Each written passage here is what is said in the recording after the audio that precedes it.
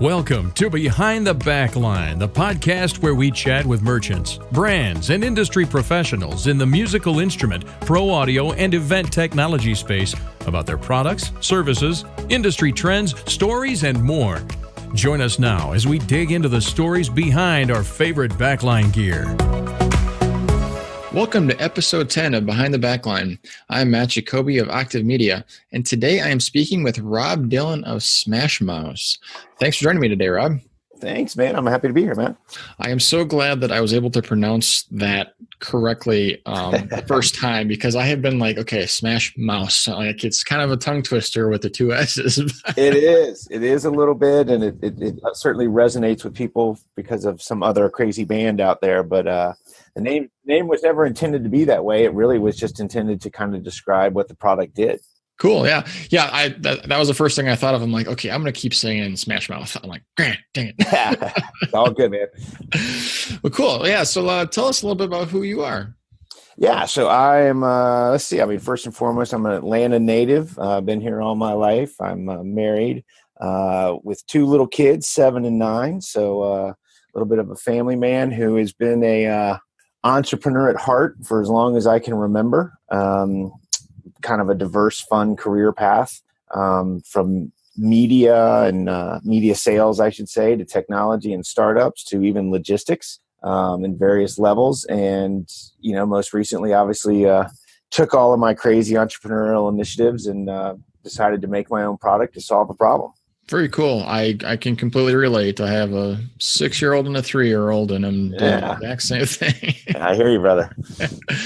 So can you tell us a little bit about SMASHmouse, the company? We'll get to the product in a sec. Yeah. So, the company is primarily the product right now. In fact, we might be better off kind of approaching them in the opposite order, if you will. Okay. Because really the company started with the product, and the product SMASHmouse basically is a pedal that allows people to have hands-free control of their digital devices. So I guess, do you play an instrument at all, Matt? I am a drummer. Okay. So drummers are always one of the more intriguing ones to me because it's a little bit of a different animal in so many ways, right? Yep. But so let me ask you, as a drummer, have you ever used any technology in learning to play or playing or anything like that? It might be just even playing along with a song on iTunes or recording or watching lessons on YouTube or anything like that. Yeah. So aside from all of my usual grade school, high school, college lessons and stuff, usually a lot of my practice would be, forget what they told me in school. I'm going to turn on my iPod, or at the time, probably more like the radio or a cassette tape. But yeah, I'm with you, brother. I'm with you. But it was usually just playing along with something and kind of getting the feel for what other people were doing. So yeah. So you experienced the problem that all musicians have, which, I always think this is kind of fun. Like, every instrument takes 2 hands to play, right? So guitar, trumpet, drums. I mean, the only ones that I can think of are maybe the maraca and kind of the tambourine. And of course, Neil Young with that crazy thing around his neck that lets him play harmonica. But, if everyone's using 2 hands to play an instrument, but more and more we're challenged by using technology to learn, play, perform, and record, how do you do both? Right? Like, so when you're starting and stopping a song, you got to, kind of hold your stick in that funny little way and hit the space bar or the start button on the cassette tape or whatever it was. And you're trying to kind of count in, and you get that awkward millisecond of like trying to get your hand ready and start playing. Right. Yep. Yeah. So we've all been there as musicians. So, I really felt that about 5-6 years ago. My wife had gotten me a guitar, and I started to learn how to play again. And quickly, like a lot of people nowadays, realize, you download sheet music on the internet, you play along on iTunes to your favorite song. And then especially when I started using YouTube as an online educational resource, like the hundreds of millions of other people out there who use it that way, I was always breaking rhythm, as I like to say, to take my hands off my instrument, to start, stop, rewind, record, whatever I was doing. It drove me freaking crazy. So I'm like any other guy. I'm like, well, there's like a simple solution to this, right? I mean, it's 2000 and about 50, probably 12 when this was really happening. It's the 2000s. I'm like, well, I'll just get a foot mouse, right? So I Google foot mouse, and literally one of the first images I saw, I'll never forget, is someone had taken a flip flop and they had cut out holes in it and they put mouse hardware in it. And I was like, yeah, that's not quite where I'm going. Not what I'm looking for here. So, kept looking, and I found the number one product, which literally is a slipper type device that you slip on one foot. You got to move your foot around, and it's not a visual medium, obviously, but hopefully the listeners can imagine with me. You got one foot moving around to move the pointer, and then you got to use your other foot to click, the left click or double click or right click. And so you're doing what I call the foot mouse shuffle. You drag your leg, stomp, drag. I'm like, this is ridiculous. So I wanted something better. So I invented SMASHmouse originally just to be a mouse. And so the idea was you just put your ankle on the treadle, as they call it, which is the tread pedal platform. And you just can kind of rotate your ankle up and down, left, right, whatever direction you want. It moves a mouse pointer, and you smash it in the middle for left click functionality. Hence the name SMASHmouse. And went to people and said, hey, what do you think? And mostly musicians, obviously, and they're like, that's actually really cool.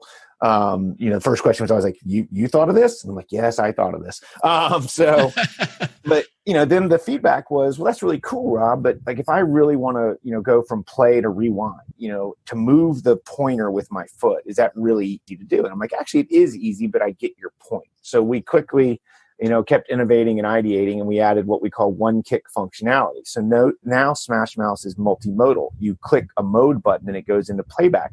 And so if any of your listeners go to SMASHmouseusa.com, they can see the product and explainer videos. But you'll see on the treadle, there's icons. Down is stop. Left, of course, is rewind. Right, of course, is fast forward. Up is record. And you smash in the middle for play pause, your most common tool.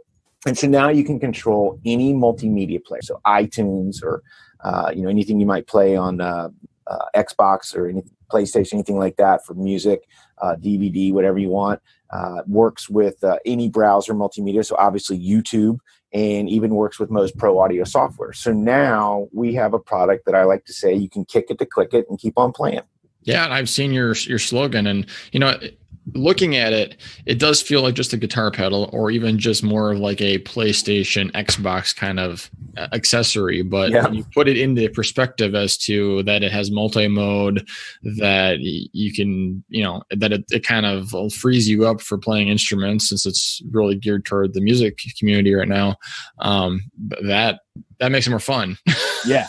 Well, it's funny, Matt, because that's what's been fun is kind of the journey of this thing, which is, just kind of, hey, I'm just going to create this foot mouse, and then, I can do this, one kick, as I like to call it, functionality, and it's multimodal. And, so kind of what happened is I end up, kind of investing a little money trying to get a prototype made. And I decided, well, I'm going to go on my market validation mission, as I like to call it. So I ponied up to go out to the NAMM show, which is the National Association of Music Media.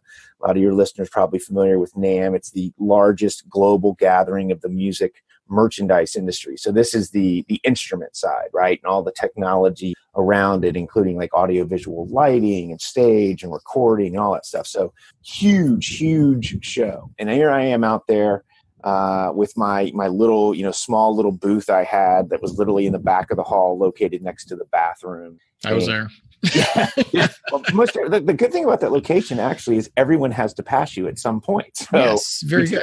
You do get some exposure, especially about 11:30 after the third cup of coffee kicks in. It's kind of funny. I would imagine. But so here I am, and I'm just like, I actually, so funny story. I had the prototype being made, and I got it the week before, and I was all stressed out, and they showed me the prototype, and it was this big, bulky, just, nasty looking piece of technology that obviously it was a prototype, so I understand why, but as a marketing guy, I'm like, I can't show this to anybody. So, I guess I'm going without one. So I get on a plane and I go out to Anaheim, and I start talking to people, and I have a little, just a little kind of carousel, website showing kind of what it does. And I tell you, Matt, it was overwhelming how many people were like, just like, holy crap, wait, I need that. Like, where has this been? Why has this not been invented before? This is my problem, is I'm always having to start and stop and, and all this. And I was just like, wow, it's awesome. Thank you. And to the point where USA Today even named us one of the 7 coolest things at the show. Awesome. Yeah. So, obviously at that point, Matt, I'm kind of like, okay, well, yeah, I might have some market validation here. Maybe there's some opportunity. But what was really funny about it was, kind of the comments you were making earlier about kind of when you hear the perspective of what it is and how it goes even within music and beyond music, it was amazing to talk to people about what their problem was and how we could help solve it. So in music, for example, it was pretty obvious, but people were like, oh, could you use it for page turn? And I'm like, well, yeah, actually, we could easily do that, where you go left, right, scroll right, scroll left, or scroll up, scroll down. That's easy. Yeah. Sure, I can do that. And then it was like, well, could you put MIDI in it? And I'm like, sure. I really know what MIDI is at the time necessarily because I'm an acoustic guitar player, very poor guitar player. And I'm like, sure, I will definitely make that happen. So, we realized, oh, yeah, we can do this. And then, DA, so all these things. And what was even more interesting is I had people from other industries, even at the NAMM show, start coming over and being like, hey, a bunch of teachers came over who were like, hey, we work in special needs and assistive technology, and we really think your device is interesting. And I'm like, oh, yeah, I get it, right? People who have limited use of their hands or whatever, and their feet, they're like, yeah, but actually we even see it as a way for people who have limited dexterity to their hands to use it as more of a manual tool. It's a better version of a mouse. People who have carpal tunnel, who have dexterity issues. I'm like, okay, never thought of that. And, even this accountant guy comes over and is like asking all these questions about data entry. So the point of all this is what I realized then is, and this is where the company will circle back to that first question, right? What does the company do? So what the company is working to do is build a smartphone business model where you can get this standard unit that has mouse and playback functionality. But then we can develop low-cost applications that you can download from the website that add functionality to the pedal, right? So you can add that page-turning app. So just as a value proposition, the consumer nowadays, you can buy for $75 to $150 a product that all it does is turn pages on sheet music, right? Digital sheet music. Yeah. All it does. And they're great products. I love the guys who make them. They're great products. But that's all it does. For me, that's like a $10 app, right? Like a $20 app if I really want to, get greedy. So now, someone's buying our pedal for, MSRP of $149.99. And we're actually on Kickstarter, by the way, as we speak. So folks can go to Kickstarter, look up SMASHmouse, and there's still units available for $80 even. But so now we can add more value to the musician as they grow in their skills and their needs with technology. They can have a much better way to do that, and that's kind of part of that smartphone model. But then we can even take it a step further. I want to build a community of developers, of users, just like the App Store, where people are coming up with their own apps. You and I were talking kind of before we started here about just ideas and entrepreneurialism. I want people who have those ideas of how SMASHmouse can help solve a problem to be able to develop their own product and sell it in what I call SMASHmart, which is my app store. And really allow people that opportunity. So that's really what the company does, to kind of go back to, that might be the longest answer to your first question in podcast history. So thank you. No, thank you. Now someone else to beat that. Exactly. No, that is really cool. I'm glad to hear that so many other people have found different uses for it, because I think whoever I talked to at your booth kind of gave me the initial music related pitch, but knowing that other people were finding it useful for other things like that, to be able to come away with like a completely different vision than what you started with 4 days prior at an event has got to be just awesome. It's very cool, but I will get on my, my platform of entrepreneurial advice, if you will, meaning I've been involved with startups and raising capital for startups in that space here in Atlanta for a long time. We've got a very, very vibrant community for that. And, it is, I get this advice from mentors and investors and even, I guess from myself, so to speak, which is you got to stay focused, right? Mm-hmm. Like you got to really take it one step at a time. And I think that's where, like when you talk to, his name is Andrew, we call him Bobo.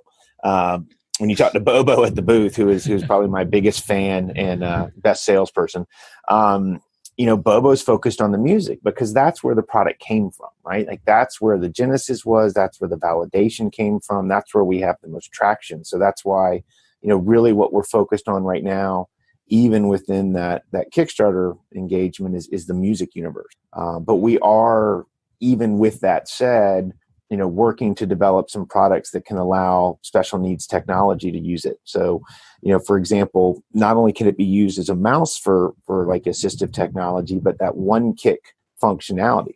Imagine if we could make it, and this isn't even imagine in the sense of it's very executable, is we can make it so that each direction could be a custom bind keyboard shortcut within any software. So imagine now someone who's challenged with manual dexterity, instead of having to go do Control-Alt-P to print or Control-C to cut, things like that, that could be just one kick in a direction, and it would add efficiency to them or anyone. And that was kind of the accounting play as well. Like if you could select a cell in an Excel spreadsheet and then click a direction and have it automatically populate a formula, and then you just have to enter the digits in, that's going to be more efficient, so you can get more reports done, you can charge more customers, and you can make more money. We're working to do that type of stuff today. And then you even alluded to early, the gaming space is the other big one where we're just getting a ton of interest, and we're trying to develop some applications that we can launch sooner rather than later for that as well. But again, to my own advice, it's a matter of trying to stay focused and take it one step at a time. Yeah, no, I completely agree with you there. Just, start where you came from and make this your backlog, because this just gives you a lot of more longevity for the company. That's for sure.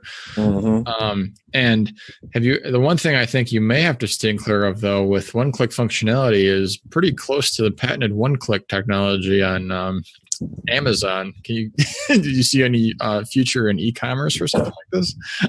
With the one click? No, yeah. So that's where we're one kick. So yep. I guess I seem to like to find names that sound similar to others. That appears to be ingrained in me. But obviously did they actually patent one click? Because that's pretty impressive. I believe so, because from what I remember, it's been several years, but I think iTunes had to actually license it from them in terms of buying on the stores, I think. Yeah. Well, we are trademarking Kick It to Click It in one kick, so they can pay us down the road. There you go. So Amazon wants to sell you something. As soon as you kick the wall, then it's all on you guys. When Amazon, which actually contacted me after NAMM, after we won Best Controller at NAMM this year in 2018, because my other story was from 2017, they actually contacted me and want to put us on Amazon as one of their innovative products, and I was like, well, that's cool. But I think one kick functionality would be great, because now my wife, when she's online shopping, she could just do one kick to choose the item, and she doesn't even she can still be scrolling through Facebook all at the same time. So, hey, Amazon, call me. There you go. And, it's not limited to only buying shoes. If you kick it to get a pair of shoes, that's just. Yeah. Or your next musical instrument, right? Exactly. Your next drumsticks. There you go. Yeah, that would be kind of cool. It's like, hey, and between kicking it, clicking it, or asking Alexa for it, there's not a whole lot of effort to shop anymore. So. No, well, and it's funny, but the voice activation, right? The Alexa, I've had a few people say, well, they're going to win the battle, and I'm like, well, first of all, I didn't know I was in a battle. I appreciate you, wish I'd known that yesterday. But what I say, that's, I get your point there, but, let me ask you a couple questions. So first of all, how does a musician use Alexa, right? Like, hey, Detroit City, rock and roll, Alexa, please turn on my microphone, right? Like, that doesn't work. Sound isn't going to work in a music environment. And then the other thing I always say is, if you ask Alexa to turn left, what happens? Right? Like, how far left? How fast? 45 degrees, 90 degrees. Is it a slow radius? Is it a big radius? I don't know. So with SMASHmouse, we can use it as, it's like an XY axis, up, down, like a joystick, right? So you could use, in the gaming space or virtual reality, augmented reality, or even in kind of the autonomous vehicle space, SMASHmouse could be used to control a vehicle, and you very much would know what left was. Yeah. And then the other thing I say is, by the time you've gotten the command out, I've already done it, right? Yeah. Alexa, please cut and copy from this website that I'm looking at. All right, I've already done that, and I'm like 3 steps ahead of you. But anyways, I think the voice activation one is always kind of interesting. Yeah, it could. In working together with something like this, it may have some possibilities. It may be overkill. So yeah. Mm-hmm. Well, at the end of the day, I tell people all the time, look, I'm not trying to solve every problem. I started trying to solve a problem, and I think we are, still trying to solve a problem. And the problem is, whether you're a musician or gamer or graphic designer, all these different things I've kind of talked about.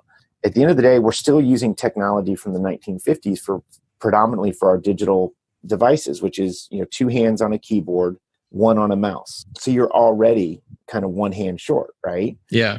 And even with like a tablet, you're in a little better place, but you need 1 hand to hold the tablet, 1 hand to swipe or press or do whatever, right? So there's still this kind of inefficiency for anyone who's using 1 or 2 hands to focus on a task and then interact with digital technology. And so at the end of the day, that's really the problem that we're trying to solve. You do know, though, that with adding a third or fourth limb to someone's interaction, that you're actually taking away what makes drummers special and giving everybody independent, 4-way independence. The typical drummer response right there. I love it. Exactly. Typical drummer response. I'm like, oh no, I'm losing my unique. Well, so first of all, I can assure you, Matt, the one thing I don't want to do is take away the uniqueness of drummers, because thank God. The world would not be the same without drummers, nor would our music. So no, I'm not doing that. But drummers are a unique breed. In fact, it's kind of interesting. I've been writing some blogs recently and focusing a lot on just the power of music. So if you go to our website, again, SMASHmouseusa.com, you can see our blogs. And I talk a lot about the power of music and the fact that this all stemmed from, I read some article not too long ago that said, like, music is the only activity that truly engages both sides of the brain. And of course, I was like, I'm a left-handed person anyway. So, I'm already like, well, I'm already more, two-sided brain guy. But I'm reading this and it's interesting. And it's not just the idea that people are using their right hand and their left hand. And drummers obviously take it, exponential there. They square it, if you will, by using their feet and their, to do it as well. But music uses an analytical side of the brain as well as a creative side of the brain. And so there's all this just interesting research about the power of music, especially as it relates to children who learn to play an instrument and the power it has on their cognitive abilities, not only just intellectual, but even like social, like how they adapt and work better in a team environment. It's really just, amazed me and empowered me to want to get SMASHmouse out there, because if I can make it easier for kids to learn an instrument, especially, this digital generations that are out there right now, that's pretty cool. And I'm really excited about, how do we help do that? Cool. Yeah. So I'm going to come at you with a double threat here. I'm a left-handed drummer that plays right-handed setup. Wow. That's impressive. I'm really pushing my kids to be unique and creative and think. Yes. No, that goes beyond even the dad whose kid, bats left, throws right. I'm impressed. Yeah. I never really considered that to be much of a unique trait, but I'm like, I didn't really think about that. As a lefty though, it is interesting because like I'm similar in some ways too, in that like I play a guitar right-handed, like I play the traditional method. Okay. I even play golf right-handed, but I do a lot of things, other than write and eat and things where I don't know how much of it's just the way the instrument is kind of set up, or if we're just so ingrained in this right-handed society, if you will. But it is interesting to meet people who are lefties who kind of have this hybrid, way that they approach life with being left-handed versus right-handed. Yeah. Yeah. And then a couple of years ago, I also found out that my birthday is actually National Left-Handers Day.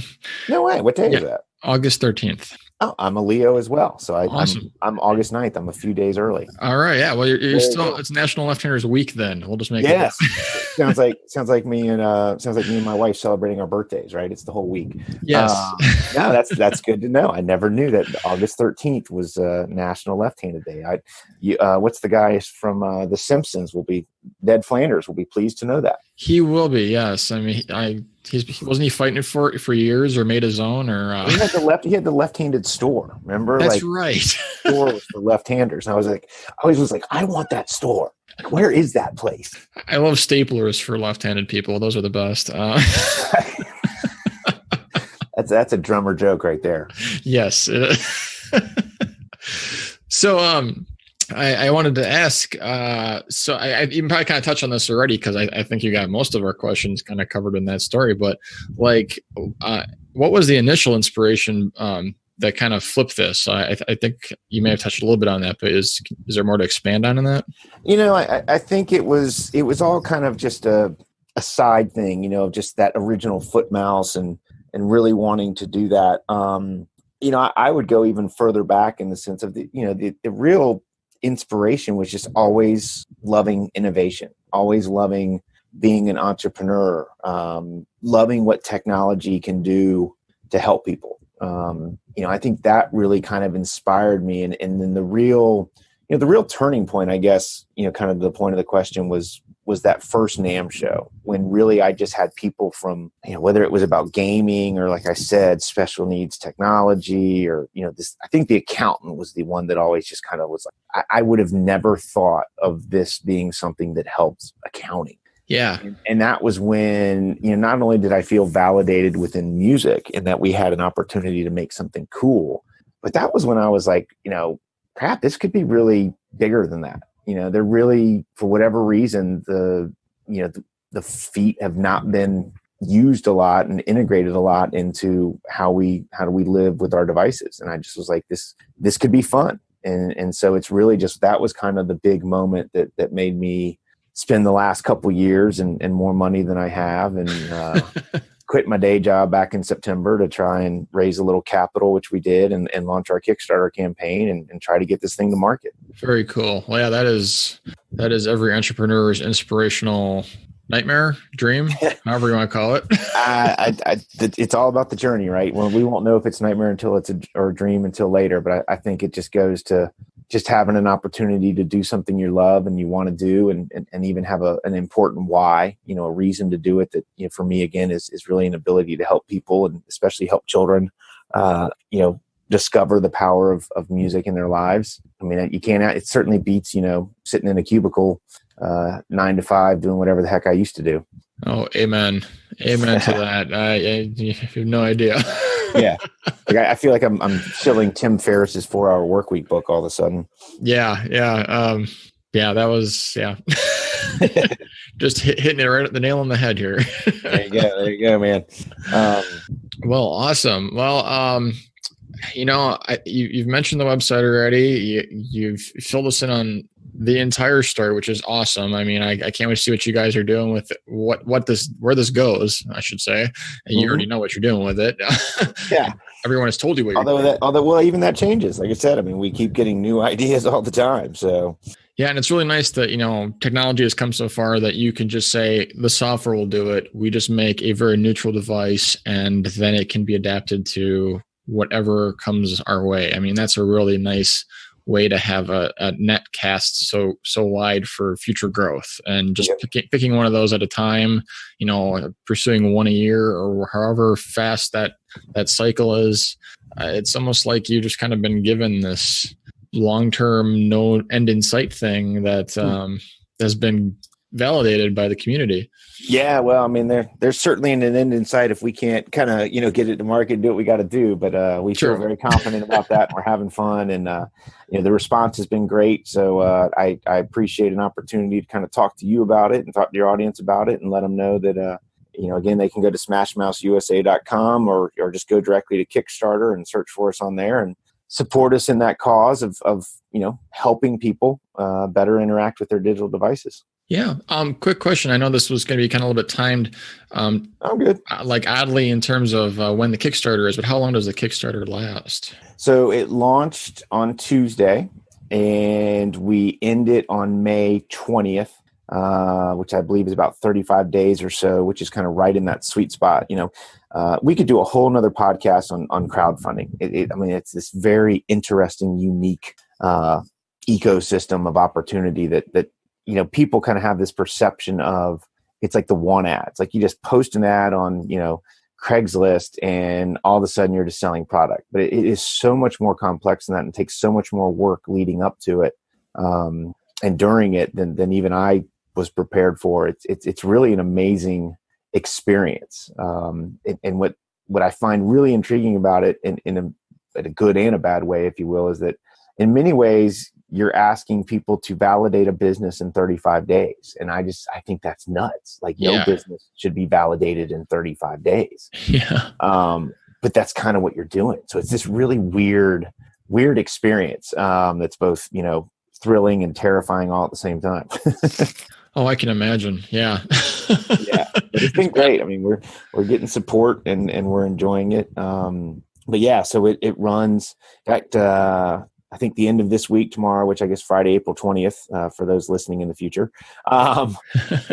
when our early bird specials will expire, and then we'll have our normal stuff going on through May 20th. Cool. Well, yeah, I don't know if we'll have this up in time for be closer to the end of your campaign, but we can certainly I'll promote it and plug it during the time, and then this will be up afterwards. So hopefully it'll get a second boost once it's available publicly after Kickstarter. So, well, I feel like I'm in Bill and Ted all of a sudden. But to all you listeners in the future, in that phone booth, because I just happened to catch that movie the other night, and I do love that movie. But excellent. So but to all you listeners in the future, if we have expired our Kickstarter campaign, you will be able to go to SMASHmouse USA. We will have pre-production orders, and then once we get to market, which we're hoping will be by Christmas of 2018, you will be able to buy the product through our e-commerce efforts. And then obviously once we go to market, we're fortunate to have a bunch of music industry distributors that want to sell it. I mentioned Amazon's interested in carrying it. So we certainly will be out there for people even listening in the future. So to my future self, just remember to keep your head up, mind your P's and Q's, and do your best. And put the toilet seat down. Yes, to my future wife, I will promise to do that. Oh, that's quite the time warp. Yeah. On that note. Hey, Matt, seriously, I want to thank you for taking the time to speak with me. I give you kudos for doing a great job with your pre-show prep. So I apologize. I didn't even let you get to ask the questions because I kind of already knew what they were. But that just means an easier payday for you, I guess. Yeah. That was, you handed it to me in a silver platter. So this was phenomenal. Awesome, man. Well, thank you so much for the opportunity, and everyone out there, hope you're able to support us so we can all kick it to click it. Yeah, definitely. Looking forward to see SMASHmouse out there and continue its growth. So, well, thank you for listening to Behind the Backline, brought to you by Active Media, an inbound marketing agency focused on helping music merchants develop an automated solution to increase website sales. You can find Active Media at www.active.media. Don't forget to subscribe to our podcast on iTunes and now Google Play to learn more about great products and companies in the musical instrument, pro audio, and event technology space. Be sure to leave a review to let us know what you thought of today's episode. We encourage you to share us with your friends and colleagues via social media, and we'll see you next time. Take care.